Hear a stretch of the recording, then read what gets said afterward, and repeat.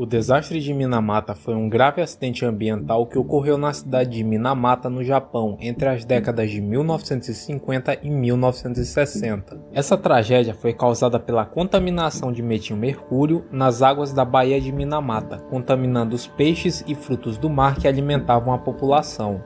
Estima-se que pelo menos 50 mil pessoas tenham sido afetadas pela contaminação e mais de 900 pessoas morreram em decorrência do desastre. E hoje eu vou te contar de forma simples e detalhada tudo sobre essa história.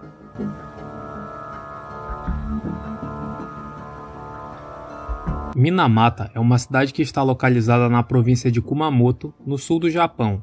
Antes do desastre, Minamata era conhecida como um porto de pescado e tinha conexões regulares com a ilha de Amakusa. Porém, a cidade passou a ser um centro industrial com a chegada da Shizu Corporation, uma empresa química sendo uma das principais empregadoras locais. A Shizu Corporation foi fundada em 1906 e a empresa foi responsável pela produção de diversos produtos químicos, incluindo fertilizantes, ácido acetético e cloreto de vinila. A fábrica de Minamata foi construída em 1927 e tornou-se um complexo industrial significativo na região. No começo, a fábrica não apresentava nenhum risco para a população. Porém, ao longo das próximas décadas, a história foi mudando drasticamente. A Shizu Corporation produzia etanol, um subproduto do processo de produção de ácido acético. O etanol era convertido em metilmercúrio, um composto orgânico de mercúrio que era despejado na Baía de Minamata. Este metilmercúrio era biotransformado por bactérias no meio ambiente, resultando em concentrações crescentes de mercúrio na água e nos peixes do estuário de Minamata. Caso você não saiba, o metilmercúrio é um composto orgânico de mercúrio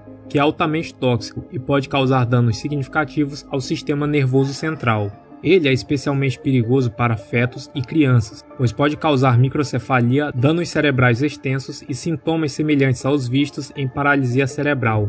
Essa bioacumulação altamente tóxica em frutos do mar e peixes na Baía de Minamata e no mar de Atsushiro provocou a intoxicação da população local através do consumo de alimentos da pesca. Apesar dos diversos casos de contaminação por mercúrio, ninguém suspeitou que o grande responsável de tudo isso era a Shizu Corporation. Os primeiros sintomas da doença foram observados em 1956, quando duas crianças desenvolveram sintomas neurológicos. Em seguida, foram relatados casos de doença em outros indivíduos, incluindo perda de visão periférica, distúrbios sensoriais e ataxia. Os animais locais também foram afetados, tais como gatos que morriam após comer os peixes contaminados. A contaminação do estuário de Minamata com metilmercúrio resultou em milhares de casos de doença e centenas de mortes. Cerca de 5 mil pessoas foram atingidas, além das vítimas que ficaram com sequelas graves. Estima-se que o número de mortos tenha chegado a 900 pessoas. Por causa disso, o desastre de Minamata ficou conhecido como um dos maiores desastres ambientais do planeta. A doença foi inicialmente identificada como uma epidemia de uma doença do sistema nervoso central,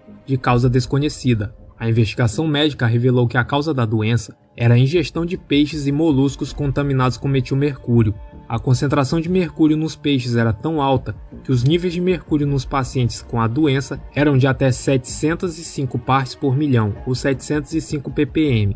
Enquanto os residentes de Minamata sem sintomas tinham níveis de 191 ppm, em comparação com uma média de 4 ppm por pessoa fora da área. A população local foi inicialmente cética sobre a causa da doença, com muitos acreditando que a doença era causada por alguma outra substância. No entanto, com as crescentes evidências científicas, a comunidade começou a buscar ajuda e pressionar as autoridades para que tomassem medidas para resolver o problema. Apesar de várias evidências científicas, a Shizu Corporation negou a sua responsabilidade pela contaminação, alegando que a causa da doença era desconhecida. No entanto, em 1968, o governo japonês anunciou que a doença era causada pela ingestão de peixes e moluscos contaminados com metilmercúrio proveniente da fábrica. A empresa foi obrigada a pagar compensações substanciais aos pacientes e tomar medidas para limpar a contaminação no estuário de Minamata. A empresa foi alvo de vários processos judiciais por parte dos pacientes e de suas famílias. No começo, a empresa pagou uma certa quantia para as vítimas, como forma de desculpa sem aceitar nenhum tipo de responsabilidade. Entretanto, em 1971, as autoridades japonesas relaxaram os critérios de acreditação para a compensação da doença. Caso você não saiba o que são critérios de acreditação, são critérios estabelecidos para definir quem tem oficialmente a doença de Minamata e quem não tem. Sendo assim, as pessoas que eram diagnosticadas com essa doença recebiam alguma pensão da empresa, e as que não tinham não recebiam nada. Esse relaxamento nos critérios resultou em um aumento significativo no número de pedidos de compensação, já que muitas vítimas do desastre não estavam recebendo. Entretanto, em 1977, os critérios foram novamente endurecidos, e entre 1995 e 1996, um acordo político foi alcançado com a empresa pagando quantias em dinheiro, sem mudar os critérios de acreditação ou reconhecendo os pacientes como pacientes oficiais. Em 2004, a Shiso pagou 86 milhões de dólares em compensação. Em 2010, um acordo foi alcançado com 2.123 vítimas não acreditadas, que receberam pagamentos em dinheiro e assistência médica mensal. Apesar desses esforços, muitos pacientes e suas famílias continuam a enfrentar dificuldades financeiras e de saúde. Antes de vermos como estão as vítimas de Minamata hoje, eu te peço para que você comente #Minamata nos comentários. Isso porque os comentários ajudam no engajamento do vídeo, e fazendo isso, você não só ajuda o meu canal, como também abre oportunidade para mais pessoas descobrirem a verdade sobre essa tragédia oculta.